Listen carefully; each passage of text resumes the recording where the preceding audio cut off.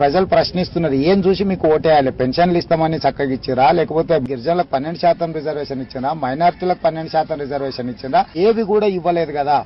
ఏం చూసి మీకు ఓటేయాలి? 20 నెలల తర్వాత ప్రజలు ప్రశ్నిస్తున్నారు, ఏం చూసి మీకు ఓటేయాలి? పెన్షన్లు ఇస్తామని చక్కగా ఇచ్చిరా, లేకపోతే గిరిజనులకు 12% రిజర్వేషన్ ఇచ్చినా, మైనార్టీలకు 12% రిజర్వేషన్ ఇచ్చినా? ఏవి కూడా ఇవ్వలేదు కదా. ఏం చూసి మీకు ఓటేయాలి 20 నెలల తర్వాత? అధ్యక్ష, తమరి అనుమతితో ఈ సంతాప తీర్మానాన్ని ప్రతిపాదిస్తున్నాను. తెలంగాణ శాసనసభ సభ్యులు శ్రీ మాగంటి గోపీనాథ్ గారి మృతి పట్ల ఈ సభ తన తీవ్ర సంతాపాన్ని వ్యక్తం చేస్తూ శోకార్తులైన వారి కుటుంబ సభ్యులకు ప్రగాఢ సానుభూతి తెలియజేస్తున్నాను. అధ్యక్ష,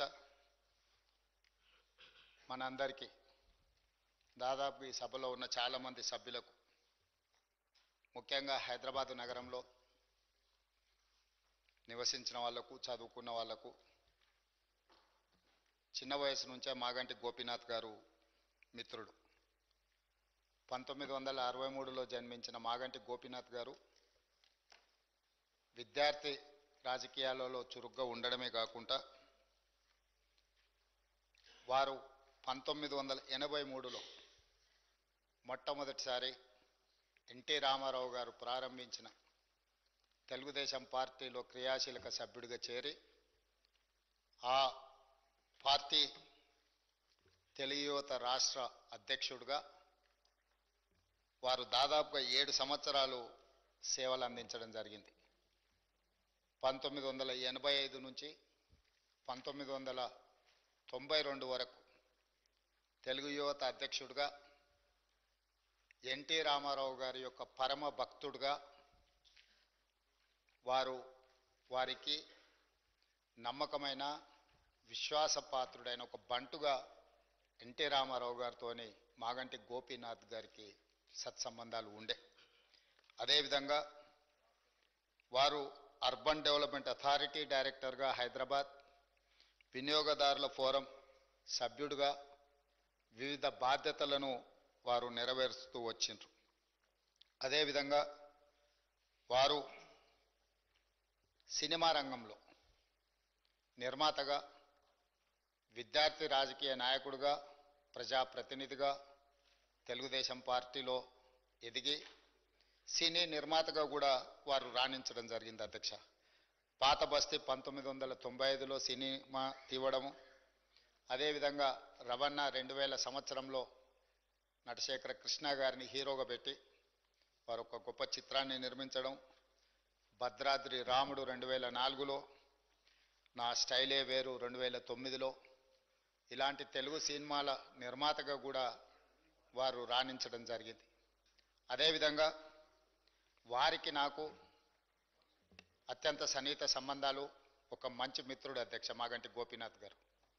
2014 సంవత్సరంలో నేను రెండవసారి శాసనసభ్యుడిగా, మాగంటి గోపీనాథ్ గారు మొట్టమొదటి శాసనసభ్యుడిగా ఈ సభలో మొట్టమొదటి తెలంగాణ రాష్ట్ర శాసనసభలో కలిసి పనిచేయడం జరిగింది.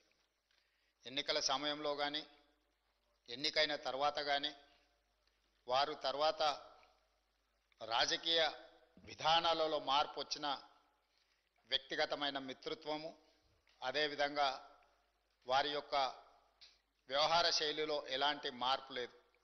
ఒక మిత్రుడిగా 2014, 2018, 2023 3 సార్లు శాసనసభ్యుడిగా ఎన్నికై హ్యాట్రిక్ సాధించిన శాసనసభ్యులలో చాలా తక్కువ మందిలో మాగంటి గోపీనాథ్ గారు ఒకరు. ఈరోజు అనుకోని పరిస్థితుల్లో వారు అకాల మరణం చెందడం ఈ సభలో ఉన్న సభ్యులకే కాదు, వారి కుటుంబానికి, జంట నగరాలలో పేదలకు వారి లేని లోటు ఈరోజు మనందరం చూస్తున్నాం. జూన్ 8న వారు మరణించడం జూబ్లీహిల్స్ నియోజకవర్గ ప్రజలకు తీరని లోటు. అదేవిధంగా వారి కుటుంబానికి, వారి సోదరుడు, వారి తల్లి, వారి భార్య, కుమార్తె, కుమారుడు, వాళ్ళ కుటుంబ సభ్యులకు ఒక తీరని లోటు. ఎందుకంటే అకాల మరణం ఆ కుటుంబానికి తీరని దుఃఖాన్ని తీసుకొచ్చి పెట్టింది. జూబ్లీహిల్స్ నియోజకవర్గ ప్రజలకు కూడా చాలా లోటు. ఎందుకంటే సౌమ్యుడు మితభాషి మాగంటి గోపి, వారు చాలా తక్కువ మాట్లాడతారు.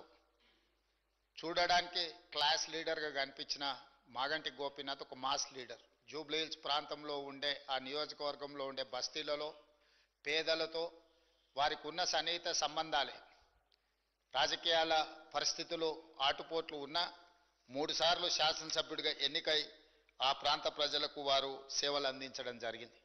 ఈరోజు ఈ సభ వారి కుటుంబానికి మనందరం అండగా నిలబడాలి. అదేవిధంగా వారి ఆత్మకు శాంతి చేకూరాలి.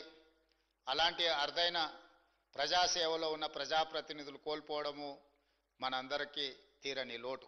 అందుకే తమరి అనుమతితో ఈ శాసనసభలో ఈ సంతాప తీర్మానాన్ని ప్రవేశపెట్టడమే కాకుండా ఆ కుటుంబానికి ప్రగాఢమైన సానుభూతి తెలియజేస్తూ వారి ఆత్మకు శాంతి చేకూరాలి అని భగవంతుడిని ప్రార్థిస్తూ తమరి దగ్గర సెలవు తీసుకుంటున్నాను అధ్యక్ష.